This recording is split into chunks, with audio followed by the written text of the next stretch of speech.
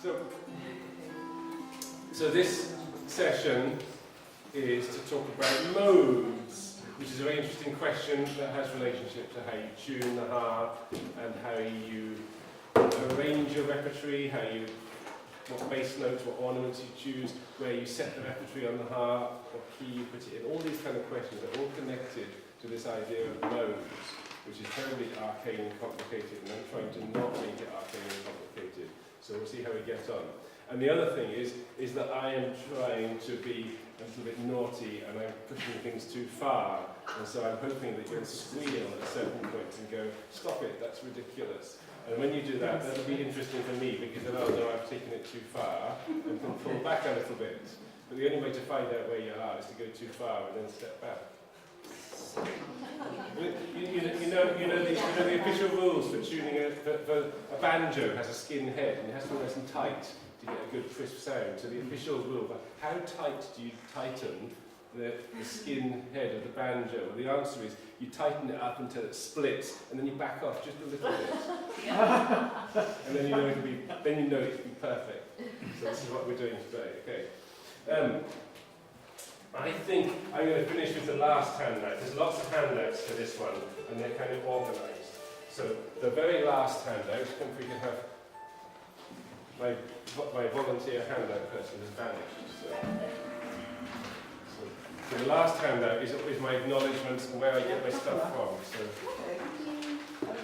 So quick, take handfuls, pass them on. Take those, pass on. So this is just my what I don't have on. So next week's this. Are these numbers? So the handout that I've given you, there's acknowledgements and summary. This just gives you, this is just to let you know where my ideas are coming from. Because I've been going on about knowing where your ideas come from, where people get their stuff from. This is where my ideas come from. So this is further reading and so on. Okay, I asked you to bring big harps, and there's a reason for this, because this work that I'm doing here is based on what we know about the 18th century tradition. And so I didn't want little medieval harps in here with C tunings and all that kind of thing, because that's a different deal.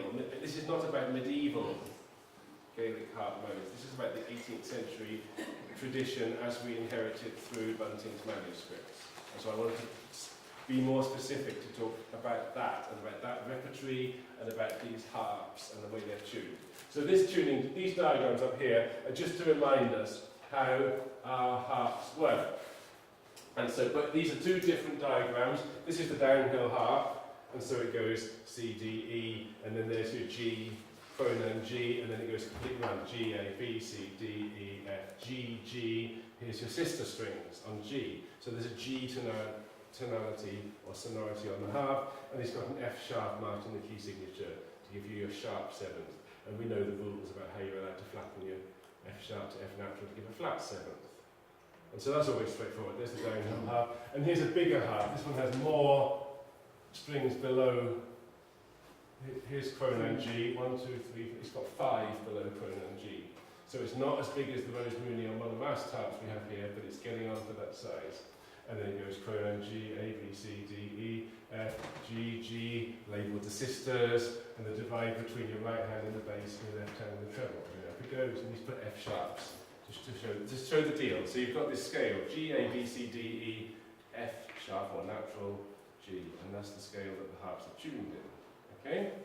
And just to be a reference while we chat, this is what Bunting published in 1840. And it's just a typeset version of that manuscript page of the downhill harp. Okay?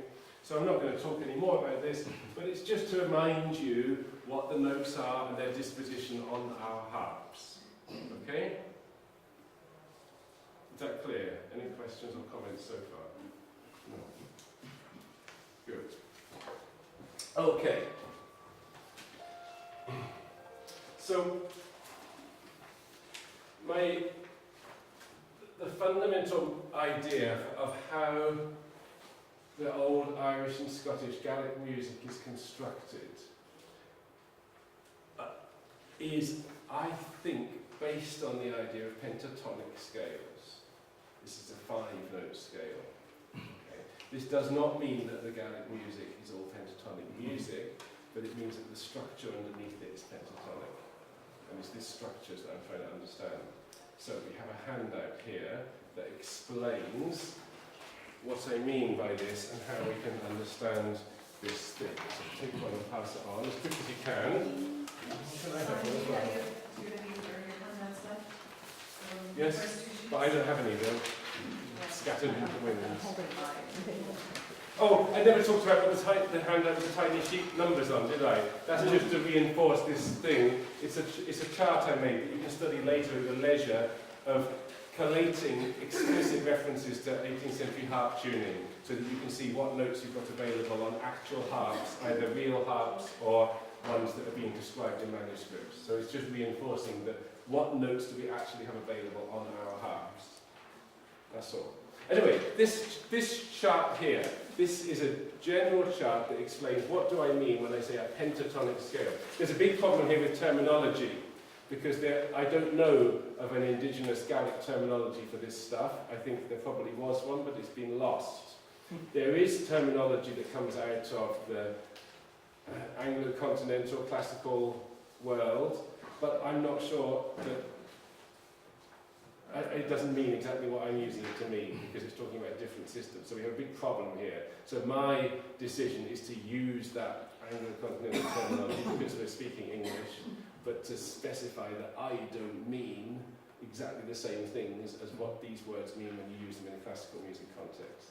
And I hope that's not confusing. And if you really don't like that, we can discuss it later and argue about it. Am I right in thinking that a plagal version is the same? We haven't got that far. Oh, you're going to explain it? Okay. So, Alistair Cadona disagreed with me, and he invented Gaelic terminology for all this stuff. But I thought, well, that's all very well, but I wasn't 100% sure. See, I'm not 100% sure this system is correct. So I don't want to start inventing terminology for something that turns out a few years down the line to be a pile of knickers.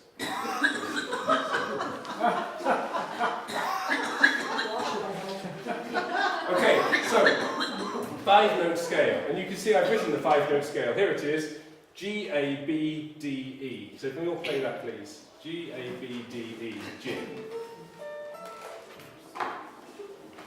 James, G, A, B, D, E,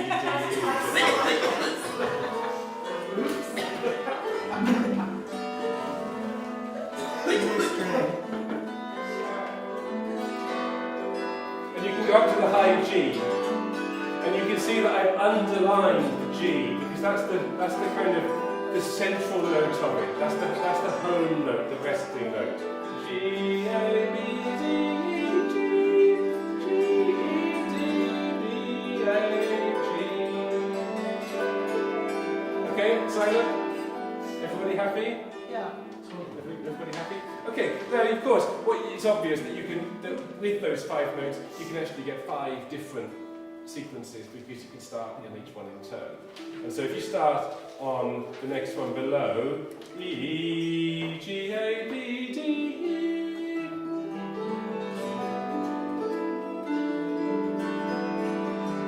Okay, silence. Can you hear the difference between those two scales? The first one has a kind of major third thing going on. G, A, B. So I would call it a major pentatonic scale. It's not the same as a major classical scale, but I'm not in classical music world, so bear with me. And the second one, I would call it a minor pentatonic scale because it has the minor third. E, E, G, E. So it's a kind of minor pentatonic scale, okay? Yep. Okay, now if you carry on, start on the next one down, start on D. Everybody play D, E, G, A, B, D.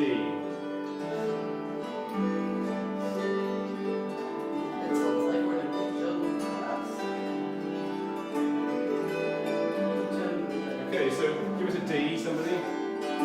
D, E, G, A, B, D. Okay, and so this, I thought long and hard about this. Listen. I thought long and hard about this, and I thought, I don't really think you get tunes that have a central note of D and have this D, E, G, A, B, D scale. It doesn't really work in my ear and in repertory. What I think is happening is that those notes kind of they fall onto the G in the middle. So this is like a skewed version of your G scale. It's like the same scale as number one. It's the same tune as number one, but we go below our home note as well as above it. Okay, so I would sing this G A D A G E D G like that. Okay, and that's what this word plagal means. It means plagal. Depends what flavour of Latin you use. Do you think? Well, English We always say plagal. Plagal, yeah, it means what? Plagal. It means that instead of starting at the home note and going all the way up and all the way back down to the home note, it means you start at the home note, you alphabet, you go down a bit and you come up from below. Okay? That's what plagal means. Okay? So many songs begin that way. Okay, we're getting there. Okay, so there, number 4. Okay, shift one note down, and we're going to go B, D, E, G, A, B.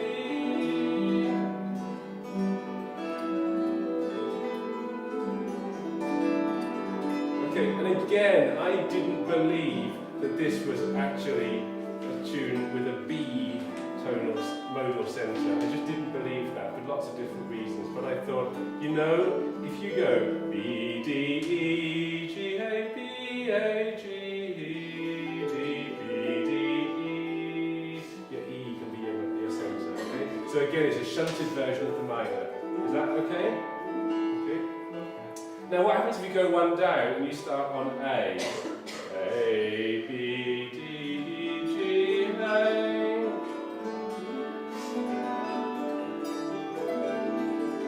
A, G, D, B, A. Okay, and this one is a genuine new scale, and it's neither major nor minor because there is no third after the home note. Okay, and so I call this a neutral scale because it's neither major nor minor, and I think this is very important in our analysis. Listen. Listen. Is everybody happy with that? Does anybody have any questions or comments about this? I still want to sing the fifth one a bit more. You want to sing the 5th one? Okay, so let's.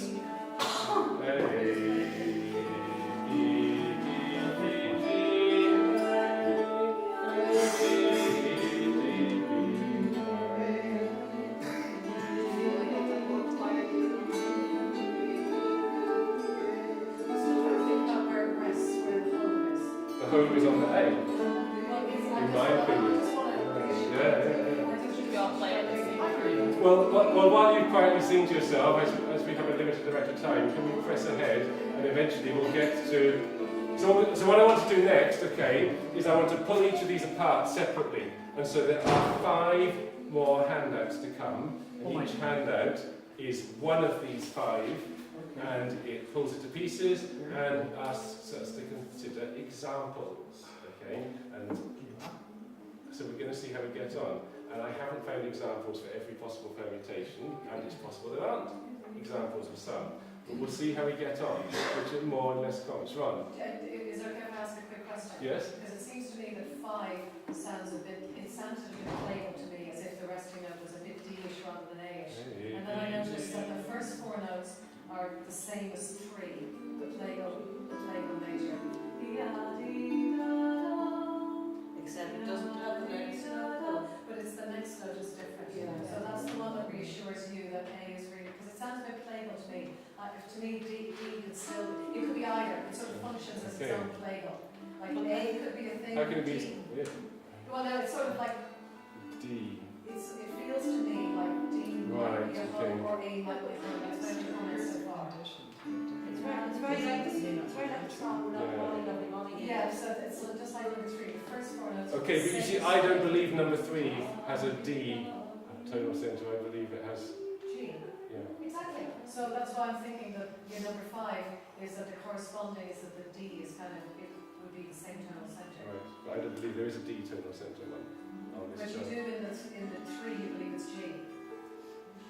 3 has a G tonal Yes, centre. and so these are exactly the same intervals. So why do you think it's A rather than D? I don't think the intervals are the same because The intervals are not the same because that's the whole point of the rotation of the... it could have an F sharp. D to E is a tone, E to G is a minor third, G to A is a tone, A to B is a tone, B to D is a minor third, D to E is a tone. They're exactly the same intervals. The same What as am I- which? what am I not seeing? This would be an F sharp, would be the extra note. No, I'm only looking at the first 4 notes.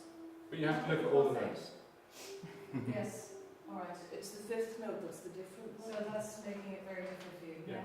I also think that we're conditioned to certain sets of expectations, and we shouldn't imagine that. So on the further reading sheet, there's a reference to Barnaby Brown's Peterborough article, and in it he says he has a list of questions, which I think the title of this talk. I don't have the handout, so I can't read it to you. So who has the handout? You can read Barnaby's quote. How many pitches are there? Which pitches are used, is it?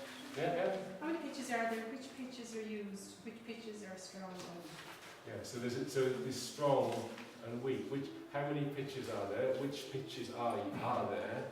Which pitches are strong? Which pitches are weak? And so there's this hierarchy thing going on as well. And that's what I'm trying to get at here. So I've selected 5, and I can say these 5 are here, and then some of them are more important, i.e. the most important is the resting Some of them central. enough now, I think I agree, and now I'm hearing the A as the... Yeah. Thank you. Yes, so I just have to do But that's fine to ask. I mean, that's what we're here for, is to, because it makes me panic, and that's good for me. No, no, thank you. Right. So moving swiftly on. Number 1 is our major pentatonic, and so here is a sheet giving us major pentatonics. One pass lots on. Which one pass lots on? And give me one. Thank you. I always forget that, every single time. Okay, and I'll wait for a second while everybody gets their sheet. Okay. Now let me first explain why there are 4 lines on this. Okay, so we started out going, give us a G, G, A, B, D, E, G. So that's great, start on G. But if everybody knows, if you know about pentatonic tunes on the harp, you know that if you have a tune that's purely pentatonic, you can transpose it without retuning the harp. You all know that. Yeah? So you could start on C. C, D, E, G, A, C. You could start on F natural. F, G, A, C, D, F. Or whatever. But because we're allowed to retune the F to F sharp, we get a 4th, D, E, F sharp, A, B, D. Okay? And then I've divided them into 2 because I think actually if you're using the F string, whether sharp or natural, that's the string that's unstable and moves. So maybe these are like secondary. Maybe the primary ones are the ones that skip F. So this is just a little kind of, this is to explain to you what I've done with these 4. Okay.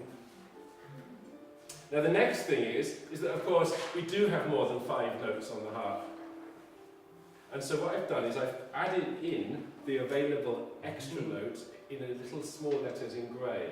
And this is Barnaby's thing, which notes are strong, which notes are weak. So I think that in a purely pentatonic tune, the little small grey notes are absent. But a lot of the old Gaelic music is not pentatonic, it has extra notes. And so I think those notes can be in the tune, but weak. You mean they're few? They would be passing notes, or there would be not very many of them, or they would be in slightly surprising positions. Okay, and so you can see that the first one, it goes G, A, B, C, D, E, F, F sharp, G.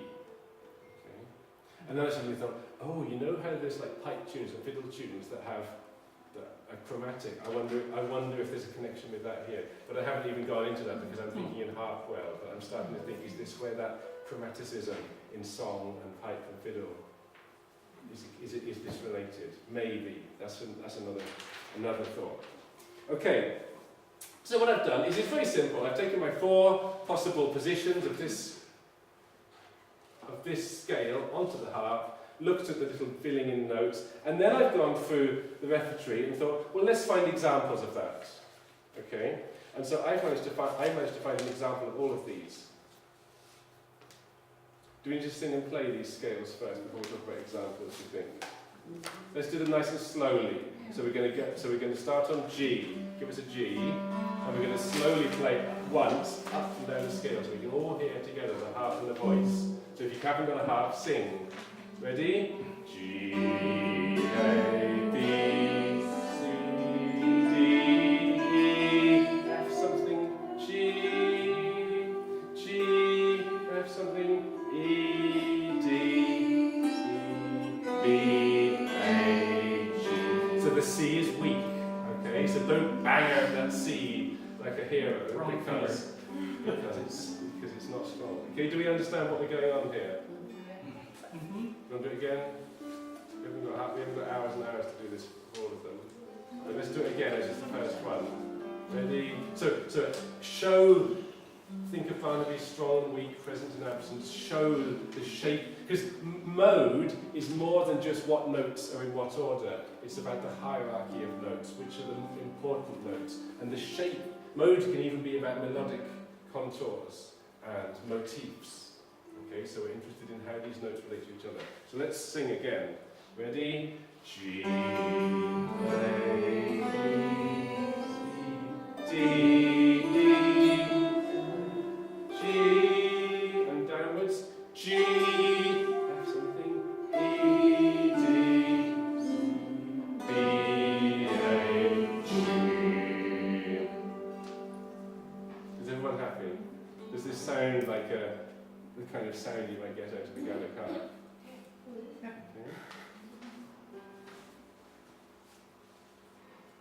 Examples. Miss Hamilton, collected from Hugh Higgins, made with bunting.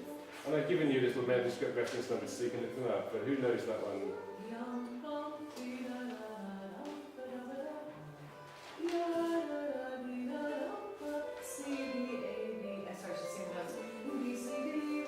Listen.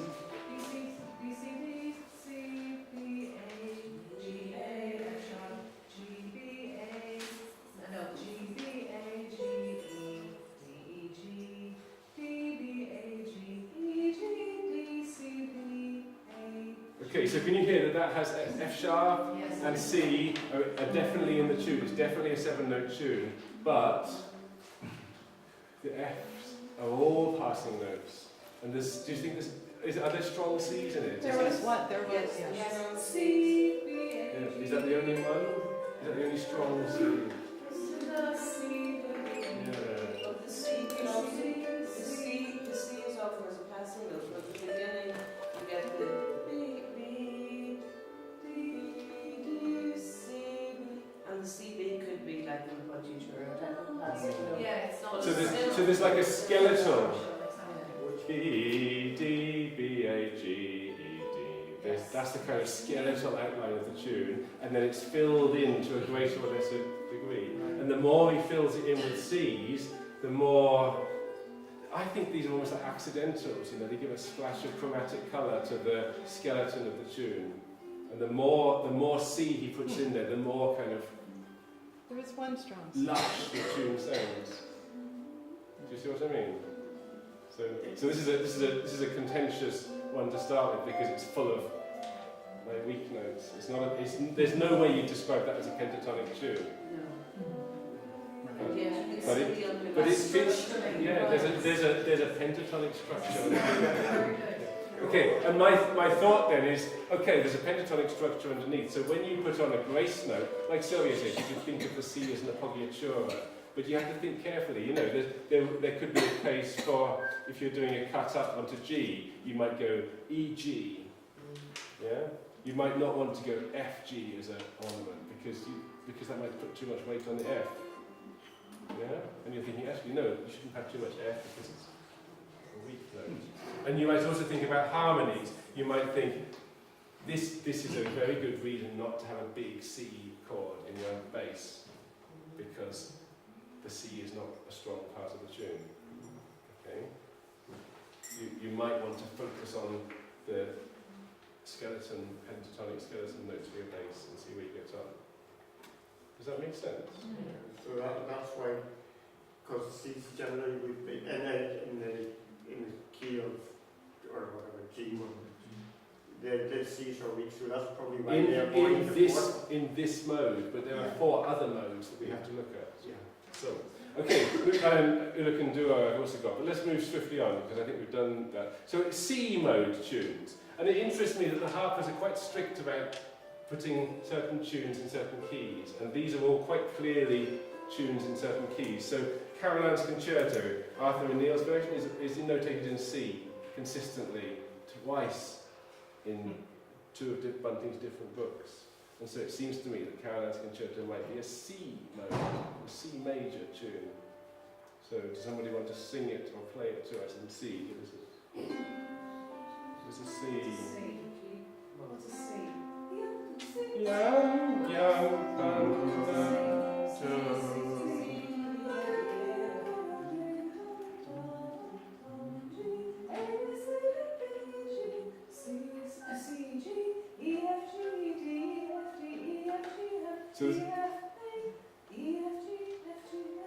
So this is a challenging one because it's even more full of every note than the last one. Those are all. But my question is there a all sniff of our C, D, E, G, A, C underneath as a But then skeleton? all those F's are passive. Yeah. Do you see what I mean? Even something as baroque and as florid as that, he's quite deliberately keeping the F's as passing note and the B's as passing notes. I don't know for that one. You don't know. There's a large favourite. So I think But then is that B because he's using it as a leading note to be more baroque?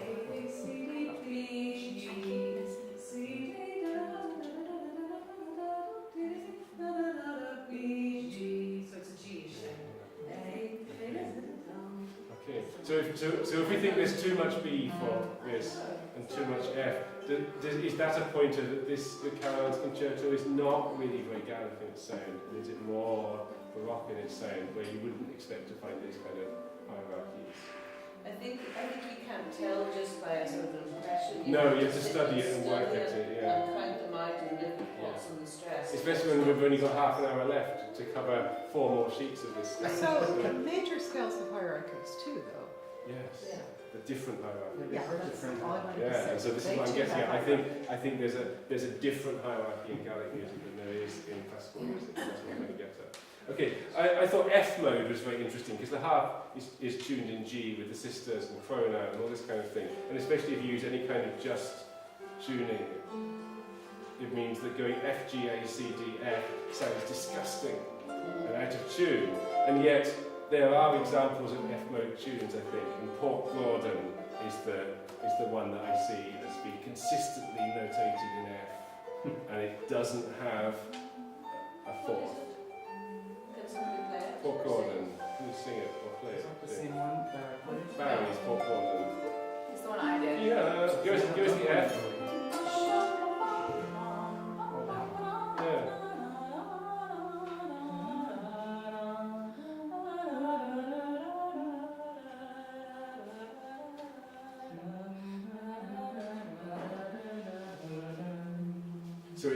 So he's quite happy to go passing on to the E to give him a sharp 7, but he's studiously avoiding the fourth because the fourth is the B that's not in the right place.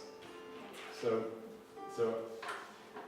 I think that's kind of interesting. And the other tune that I think might be an F mode tune is a gCláirseach, because on the pipes, Alan was talking about this, the tunes that have a strong flat 7th second motif that clashes with the drones of the pipes. And so if you put the gCláirseach with its drones on A, but the tune goes B, A, G, if you transpose that down onto the harp to get the drones onto G, then it would go A, F, A, G, F was the tune. Do you see what I mean? It's working in the same way as Port Gordon. So I believe there are genuine F mode tunes, they're rare, and they sound foul on the harp, and that's deliberate and on purpose. And it's really interesting. And then D mode tunes, okay. So D mode tunes, give us a D. D, F sharp, G, A, B, C, D. So a D mode tune has to have the flat 7th because it can't have a sharp 7th, or it can have a skip 7th. And quin's Lochaber, if you believe the idea that all the quins throughout repertory is notated a note too high and you bump it down, then quin would be playing Lochaber as a D mode tune. And it has a different sound if you play it as a G major tune. So each of these different keys, if you like, has a different sound from the other because of the way the harp is tuned, because of the sisters, especially if you use any kind of just or uneven type tuning. The consonant and dissonant fifths and thirds are in different places, and so you get a different kind of sonority from the harp from choosing. So I think this is important to think about. You can't. I would say, as a harper, you can't just willy-nilly transpose your tune up and down. But I was talking to Irish about this earlier, because I'm sure the singers would have other opinions about this. But there's definitely something going on here about reasons for choosing your key on the harp. Do you see what I mean? It changes the sound of the tune if you transpose it over Macaulay.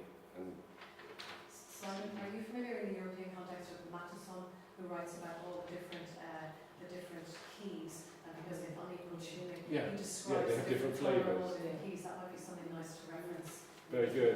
Okay, because it's an exact parallel in European music. Yeah. Well, I just made that off the top of my head then, but of course, yes. They all sound different. Because of it, yeah. But you see, I don't know enough about harp tuning and whether their tuning was uneven or whether it was even. Right. You know, if you have a strict Pythagorean tuning, then it makes less difference. But it still makes a bit of a difference because you've still got Macaulay resonating and giving a kind of drone echo effect. Anyway, we must press on because otherwise we're not going to get to the end. We're going to get faster and faster here, which would be a shame because the later we get on, the more interesting the questions become. So let's try and speed up. So we're going to do minor next, and I think this should be uncontentious. So everyone just sign their name at the bottom, and they agree, and we'll move on to the next sheet. Give the song. Okay, so Yes. If anybody has spare sheets, pass them down the back, please. So we have exactly the same principle, that there's 4 possible positions of it because of the F sharp, F natural, and I filled in the pentatonic gaps with what notes we have available in the different harp tunings. And you can see that we have our old friend, the E minor mode, which I think is the most common, where you go, give us an E. E, F, G, A, B, C, D, E. Okay? I said F sharp. I sung F sharp anyway, I said F. And you're all familiar with this kind of sound, and I've listed some of the classic songs that we should know that are in this mode. Okay? The E mode on the harp, and Bunting talks about how important the E sonority of the harp was, going down a third below the home note of the harp, the G of the harp. You see, I've made the G of the harp bold because that's the sonority of the harp. The harp is a G instrument with Macaulay and pronoun and all this kind of thing. So you can see how the home note of the tune or of the mode sits against the home note of the harp. Any comments about that? Anybody want to sing or play any of those E minor tunes? Okay, so the song version of Shield Leaf Online. Do we have an E? Does somebody give me an E? I don't know where it is. Oh yeah, A, B, B, C, B, A, G, A, B, A, G, A, D, Can you hear the gaps? Hear the gaps, hear the passing notes.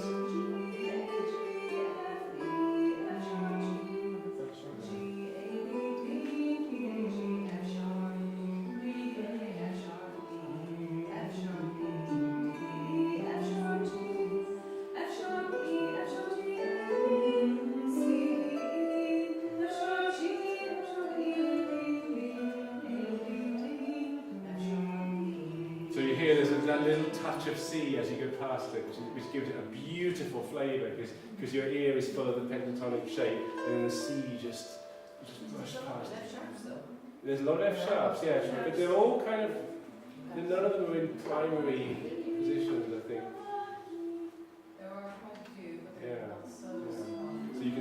So again, you know, you've got this. You can have a lot of the weak notes. They can be really quite strong, but they're still, you can still understand them as secondary.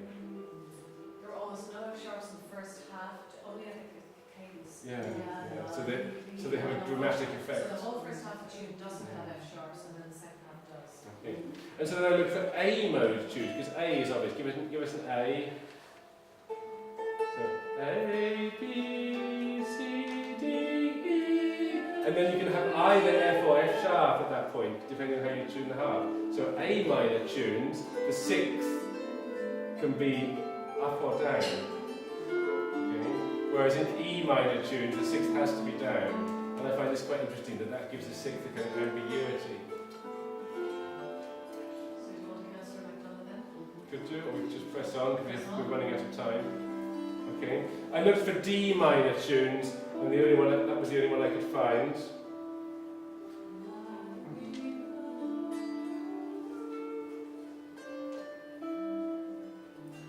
Perhaps because it forces you to have the sharp sixth, or perhaps just because it's an unstable position, because the D and the B are both in the unstable bottom of the thing, because they're using your F string in a strong place. And then I couldn't find any B minor tunes at all, even though in theory it would be quite possible to have one. You mean in the manuscripts or in the published editions, or where you? Anyway, I'm looking for tunes that look like they're plausibly notated in the original key and are in B minor, and I'm just not. I couldn't find any, so I had to blank. But by all means, look, because I'd be interested to know if there genuinely aren't any, or if there's, like Port Gordon is the one harp tune I found that was in the F major, just that one. And so it's possible there's like one bizarre harp tune that's in B minor, or possibly there's none. And I'd be interested to know what people find out. You know, this is the incomplete thing. I'm just chucking out examples here. Simon, could that be that you generally need the second in a scale, and so Yeah, you there's don't no have C sharp, second. therefore that's why you don't see them. Yeah, very good. You lose with no second. Yeah. But you know it's technically possible, but... So number 3, we can rattle through this a little bit. I actually decided that I was having difficulty with these plagal versions, because often the tune doesn't exactly sit within an octave range in that neat way. It curls a little bit below, it curls a little bit above, and so it can often be ambiguous whether you want to classify it as plagal or authentic. And then I thought, actually, you know, it doesn't really matter, because we're not really musicological geekheads, we just want to play the harp. So I wouldn't get too hung up on whether a tune should be a number 3 plagal major or number 1 major. Do you see what I mean? It's a little bit arbitrary and a little bit flexy. But Well, in like Burns March, it's really bimodal, and there's, you know, changes. give us the D. D, E, G, A, B, D, B, A, G. So Queen's Burns' March. D, E, G, A, B, A, G. D, E, G, A, B, A, G. Yeah? Yeah. And Dummy. Then it changes mode. Does it change mode? Yeah, I think it does. Yeah. Just because you've got a different strong note in the tune doesn't mean your whole tonal centre changes. Yeah.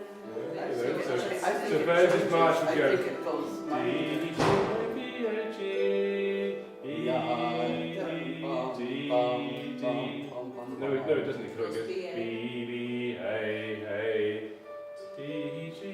So, you know, that all fits well within the D.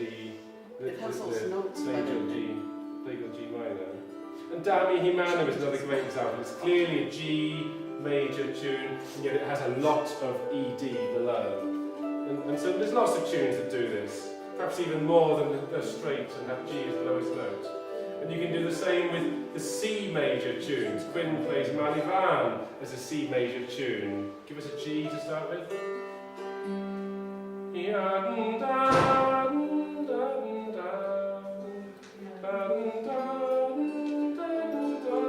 So it's clearly resting on C, but it's starting on G. Yeah? Okay. And then I also looked for F and D major tunes that have this curl below the home note, and I wasn't finding any. So perhaps they don't exist, or I don't know. Have a look for yourself and think about it.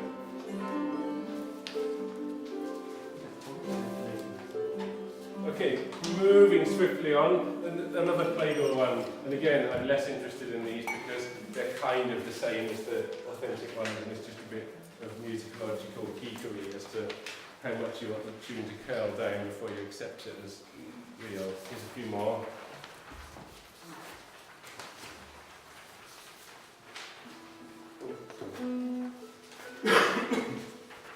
So these are minor modes. More shorter? So these are minor mode tunes, but they do that same thing. They do that two notes curl down below the home note.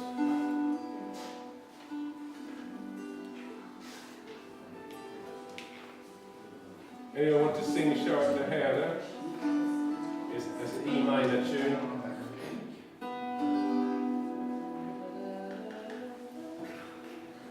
Okay, listen.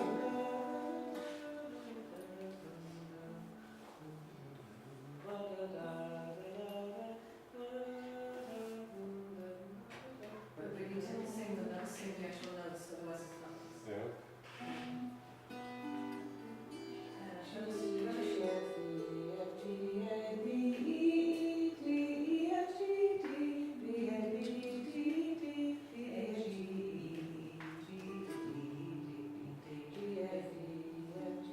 Okay, so it's pretty clear, isn't it? I mean, everyone happy? I've got the golden star in here, but then that's an interesting one because there are tunes that you can't quite tell which mode they're in, or they switch backwards and forwards, especially between E minor and G major.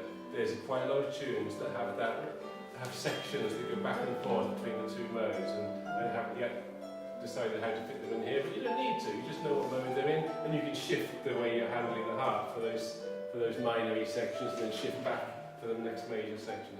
Is that fair enough?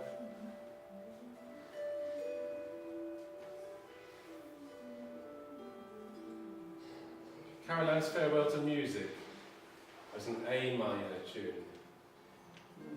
I've said it can't be an E without a C sharp. Well, it depends on what you think the real version of Carol's Farewell to Music is. It's the one that everybody plays, the big floored one. I think it's a sort of fiddle version. Can you sing your version then? No, I can't, unfortunately. I would have not. You see, But it's a much simpler version in a very limited could you see, I have a copy of that at home, but I couldn't sing it. But I want. See, I did this months ago, so I don't know if I'm I thinking. can sing it. Go on. What are we starting on? Is It's it A? going to be an A minor tune. Okay, so hang on. Wait a E, G, second. A. Wait, don't, because if you play one, I won't be able to do it. E, G, A, B, C, B, A, B, D, E, G, E, D, G, E, D, B, E, D, B, A, G, E, G, A, B, C, D, D, F, D, G, and something like that. Right. So there's no F in it at all then? No. There is. Is there? I don't know. I'd have to look it up. Sorry, I can't really sing about the part.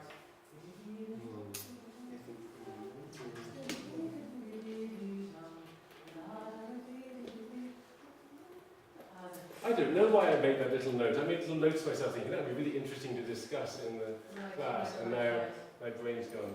Yeah, But you know, it says 2018 on the bottom, but that's kind of a lie because I was actually doing this last autumn, so I've forgotten half of what I was doing. So, moving swiftly on, okay, we've got other examples.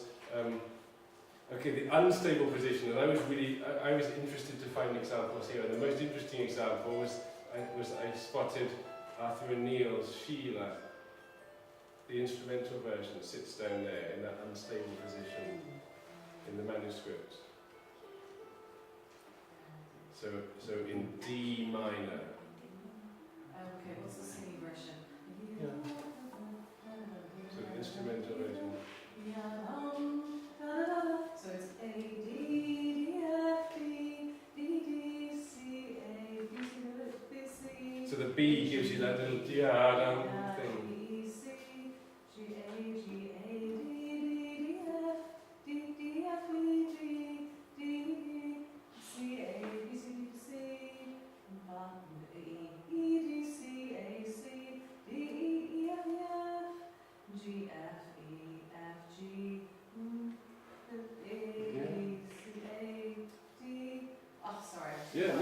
perfect. That's great. Yeah. And so you see how that fits there. Interesting. And then interesting that you can look back to the straight minor and you can see that the Black and Burns vocal Sheila is going to be an E minor tune, but Arthur O'Neill is doing the instrumental thing as a D minor tune, shifting by one note.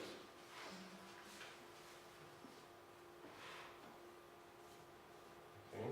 And Arthur O'Neill has to have F naturals, and Black and Burn have to have F sharps, and it's really interesting. Okay. And at the bottom there, I've put this is from Siobhan's first record because I'm kind of interested. I thought these are tunes that people will know, and so I put those there just so that you can go away and listen to those tracks and click onto that this is a tune in that mode. But the source for the tune is in a different position on the harp, and retuned in a different position. So it's just to give you trying to find examples of each one and that they work and that they're possible. Okay. Final handout. And this is the one that I find most curious because it's the one that's most alien to Anglo-classical ear, and it's the neutral ones.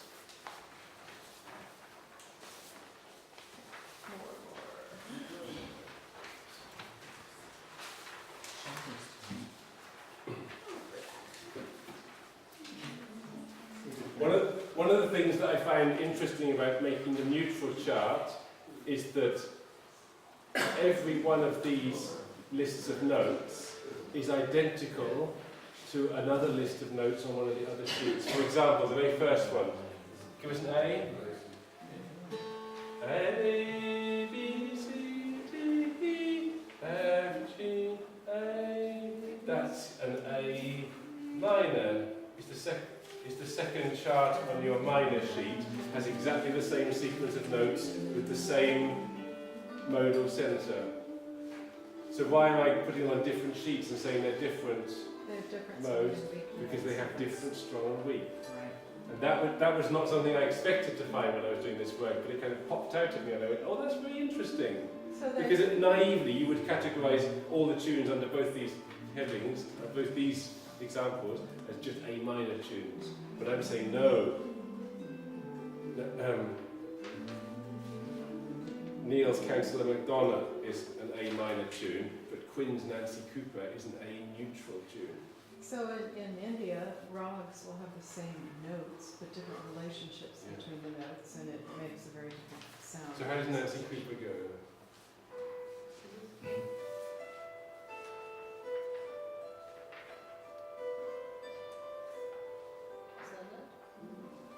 So where did you begin? What did you begin on? So we know B, D, E, A, B, D, E, E, D, B, C, D. So there's a C, but it's a weak passing note. But hang on, but we need to go a bit further because that sounds like A is the hum note so far. So what's the G? Where's the G coming Is that the right thing? They should point us in all of these tunes here. It is the right tune.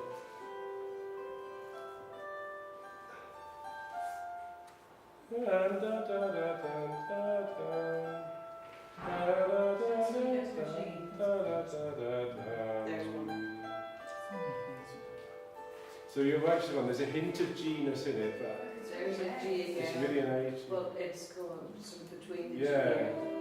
I don't have enough sharp G. So again, this is what Anne said, sometimes you get a sniff of a different mode. So this is in A neutral, but you keep getting sniffs of G major. And I think that's kind of inevitable, because if the tune was resolutely in only one mode, some tunes are, but it limits the creative expression of the tune. So touching into a different mode, it's a bit like in classical music, you're in one key and you touch into another key and then you come back. It gives a bit of spice in rock music.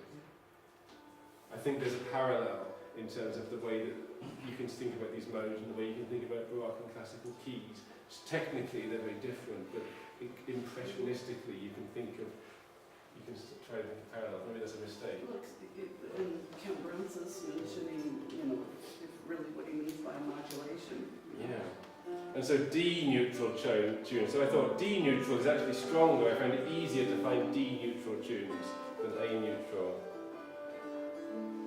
And I thought, well, that's interesting because, you know, we like the idea of a D tune, and yet it would, if it was D major, you'd have a strong F sharp, which is an unstable note. So making the tune D neutral tones down that F sharp, but still gives you a D sonority. Do you see what I mean? Is that fair? Yeah. And I chose Sprightly Kitty there because we all know it because it's on the Scoil video and it's on the CD, and she plays it in D. And at first you think it's a D major tune, but actually it's not. It really is a neutral mode tune. Yeah. Is that what you're playing? No, I you're was playing the playing Chances Chances tune. But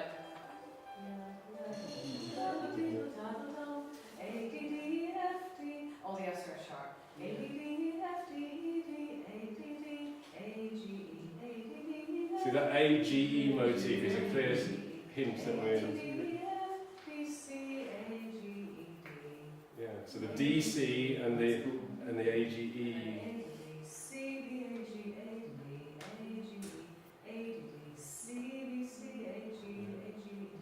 Because you can also see that that if it was D major, then the C would be a weak note, whereas in a D neutral, the C is the flat seventh is really strong in a neutral mode tune. So it has a really different flavour from what it superficially looks like it is.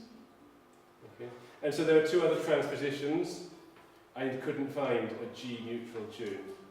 I just couldn't find one, and I thought the harp is in G. The harp has got the roaring G drones of the sisters.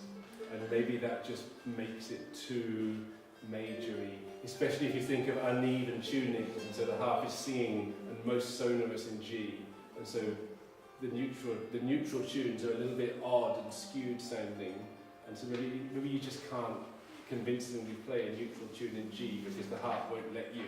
It keeps wanting it to be major. That was a little idea I had. So you deliberately put neutral tunes in other keys. You don't need to panic, but I'll go and check. Oh. Panic over. Panic over. However, I was delighted to find an E neutral tune. Because, again, this idea that if you pull things down one note, and I think more and more of Bunting stuff, you have to pull them down one note to make them sensible. So this is very speculative. If you pull Arthur O'Neill's Tiana Mayo down one note, it's an E neutral tune. So it's B, E, D, E, F sharp B, B, A, F, A, B, E, F, E, D, E, D, C. C sharp, B. So you've got that little passing C sharp. But we know that they were allowed to tune C sharps in the treble. I'm not singing to the right place. I don't think I'm doing the right thing. So that's the way so what note should I start off on? So I did start off. Yeah.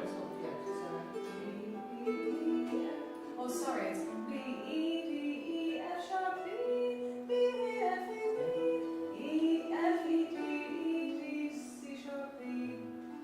Yeah. That can't be. Why I'll can't? play it, and I don't play it with C sharp. Well, you play in a different mode. So But you're trying, I'm trying not to choose a C sharp for you here. You seem to see. well, my point is that if you bump it down one note from the manuscript, which I like doing because of the way Bunting notates his tunes, then it's an E neutral tune, but it has a passing Sorry, C sharp. E and A. I'm still singing the wrong places. E, A, G, A, D, E. No, because I want it in E. So I want it as an E tune, not an A tune. G, A, G, F sharp E. No, you're actually saying B. Oh, sorry, yeah, you want the E to be the strong The note. E is the strong note, that's the whole point. E, F sharp B, da da da, E, da da D, B. And there's a C there. E. Sorry, yes. And then you have to have the C natural to do that little run. Sorry, the C sharp to do that little run. Yes. This is my point. That Okay. Yeah. so So, and you know that thing that Bunting tells us in 1840 that occasionally C sharp was one C sharp was put in the tune, very rarely for a certain effect. And I thought, well, is this an example of it? Because of where he sets it, it works modally. Yeah, but don't you also have to consider where you would sing it, where it's in single key? This is Well, okay. So this is what we're. that works with you because I think you would sing it in E. Okay. So this question of what the singer wants to do is a really interesting one, because the singers aren't tied to the tuning of the harp and the notes of the scale. You can sing the song at any pitch you like to suit your own voice. You can bump it up a third of a tone if you feel a bit more comfortable right there, or semitone, or whatever. The voice doesn't matter, but the harp has to match the singer. And so then there's this whole question of, this is all very well for instrumental tunes, and this really looks like that when Bunting was collecting from the harpers, all the harpers played the same tune in the same key. Okay, and this seems to have been a thing, but how does that work with singers? Are we meant to just throw away all this nuanced idea that there are more and less appropriate places? Of these 4 choices in every sheet, there's this one choice that's most appropriate for every tune on the harp. And yet the singer turns up and we go, oh, forget it, any of these is fine, whichever is most comfortable for you. And I don't know if we are meant to say that to our singer, or if we're meant to say to our singer, look, you're working with a harpist, behave yourself. Yeah, I think that's what I said. Yeah. But the beauty of the way these songs are composed is that usually there is there's a sort of Venn diagram overlap of the tunings that we can play. Yes, but that's what I mean. And one of them will generally fit the middle of the human voice. But a different one might be the most appropriate from a harp tuning point of view. That's my point, is that in theory, you can transpose between these 4. But they're songs, so the song, the fact that it has to fit the human voice is always going to trump where you would like to put it on the harp. So there will be one appropriate place that fits the voice, and I would say that's where they played it on the harp because they were singing it. And then, when you shift between these 4, you're passing notes. Sometimes they're forced to be sharp, and sometimes they're forced to be flat. And so, do you transpose to a place where actually you can't read, like the place where you want to C sharp, and then do you say, yeah, that's fine because it fits the modal scheme, it's appropriate for the harp, even though I don't have all the notes you're singing, and do you skip that note, or do you play the C natural instead of the C sharp, and does the tune bend to accommodate the harp?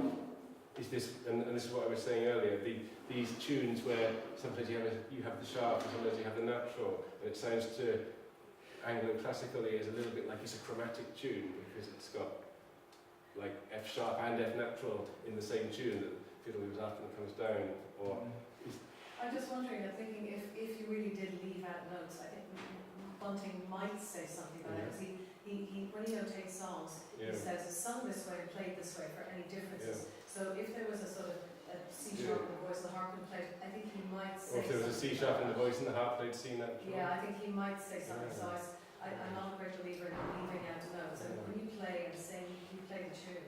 But another variants of tunes that have. This is the thing I'm just thinking off the top of my head that we should look at next is what happens with these grey weak notes. Can you see them shifting in certain settings of tunes? Because you kind of almost might expect them to, because they're weak, because they're unstable. They're the notes that if you're playing the fiddle that you might not place in tune, you might play a neutral note that's neither sharp nor flat, that kind of thing. Anyway, we're done. Can I make another comment? Yes, go on. That next year you do the same but carry them into one of the implications of the bass. How did that? Yeah, so we had no. Well, I mentioned bass at the very beginning that there are implications for bass, and the simple idea that you don't choose the weak notes to be bass harmonies. But there's more. To figure out which mode. Yeah, you have to. But do you have to figure it out, or do you start to get? It's just a sense, If we listen to a Baroque harpsichord piece, we don't have to figure out if it's major or minor. It's just Major or minor is just 2 things. Yeah. Well, there's only 5 things. There's only 3 things here: major, minor, and neutral. Really, because the playbill ones are are the same, but just with a slightly different range, and the range is a bit ambiguous anyway, because you can always dive a few notes up or And down. it's the neutral ones that are hardest for our ear to work out. Just So the neutral ones are the most interesting for me because they're the ones that are most different. Yeah. So I want us to think about neutral mode tunes and how we're going to play them, how we're going to harmonise them, how we're going to set them on harp, because they're interesting. And if you play a neutral mode tune and you harmonise it as if it was a major tune, you lose that beautiful neutrally Gaelic flavour of it and just make it sound very Anglo-continental.